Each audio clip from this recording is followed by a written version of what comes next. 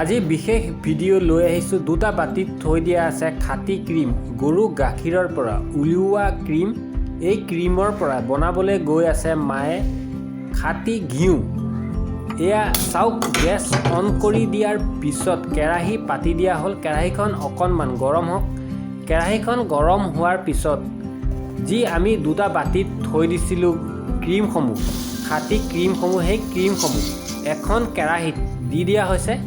চাওকচোন কি সুন্দৰ লাগিছে ক্ৰীমসমূহ। এই ক্ৰীমসমূহৰ পৰাই উলিওৱা হ'ব খাটি ঘিউ। ঘৰতে উলিয়াবলৈ গৈ আছে মায়ে ঘিউ। হয়, আপোনালোকেও যদি প্ৰচেছটো সম্পূৰ্ণ চাই নিজৰ ঘৰতে বনাব পাৰিব খাটি ঘিউ। যিহেতু বহুদিনৰ পৰাই গৰু গাখীৰৰ পৰা ক্ৰীমসমূহ উলিয়াই থৈ দিয়া আছিলে, আজি ভাবিলোঁ ক্ৰীমসমূহৰ পৰা ঘিউ বনাই আপোনালোকক দেখুৱাওঁ যে ক্ৰীমৰ পৰানো কেনেকৈ খাটি ঘিউ বনোৱা হয়। সম্পূৰ্ণ প্ৰচেছটো চাই শ্বেয়াৰ কৰিবলৈ নাপাহৰিব আৰু অকণো স্কিপ নকৰিব, কিয়নো আপোনালোকে যদি বনাম বুলি ভাবিছে বা চাই ভাল লাগিছে কেনেকৈনো ঘিউ প্ৰস্তুত কৰা হয়, তেনেহ'লে ভিডিঅ'টো শেষলৈকে চাওক। পুনৰবাৰ আপোনালোকক মা হোম ৰেচিপিৰ এটি সৰু ভিডিঅ'লৈ স্বাগতম জনাইছোঁ। আজি বনাবলৈ গৈ আছোঁ গৰু ঘিউ, খাটি ঘিউ। এয়া চাওকচোন কেনেধৰণে ক্ৰীমসমূহৰ পৰা লাহে লাহে ফুটি উঠিছে ঘিউ। হালধীয়া এটা কালাৰ দেখিবলৈ পাইছে। এয়াই হৈছে খাটি ঘিউ। অকণমান সময় আৰু ধৈৰ্য দৰকাৰ, যিহেতু গেছৰ ষ্টিমটো অকণমান কমাই লৈ লাহে লাহে লৰাই থাকিব লাগিব, কিয়নো ক্ৰীমসমূহ ধৰি যাব পাৰে। সেই ক্ৰীমসমূহ যদি ধৰি যায় তেনেহ'লে ঘিউসমূহ নষ্ট হৈ পৰিব। সেইবাবে যিমান টাইম ঘিউ ওলাই থাকিব সিমান টাইম হেতা চলাই থাকিব লাগিব।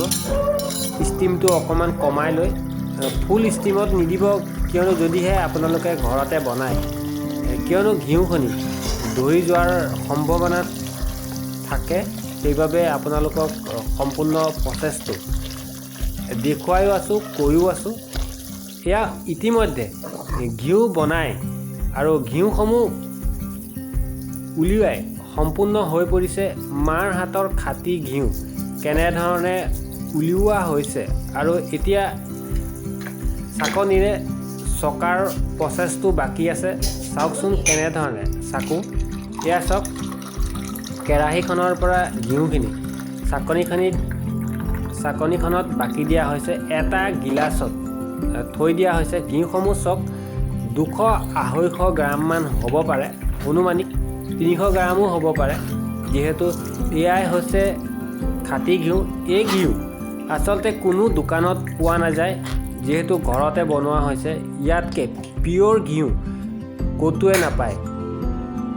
এয়া চাওক, যি থালখনত থৈ দিয়া আছিলে ঘিউ অলপ, সেইসমূহ চাকি ল'ব লাগিব, যিহেতু ইয়াতো ঘিউ থাকিব পাৰে। এয়া চাওক, এটুপ দুটুপমান ওলালে ঘিউ আছিলে তাত। এয়া হৈছে যি ক্ৰীমসমূহ আছিলে, এই ক্ৰীমসমূহৰ পৰা ঘিউ উলিওৱাই লোৱা হৈছে। এয়া হৈছে আজিৰ সম্পূৰ্ণ প্ৰচেছটো আপোনালোকক দেখুওৱাৰ পিছত 1 ঘণ্টামানৰ পিছত এইকণ ঘিউ পোৱা গৈছে। যিহেতু অকণমান দীঘলীয়া সময়ৰ পিছত অকণমান সোৱাদ পোৱা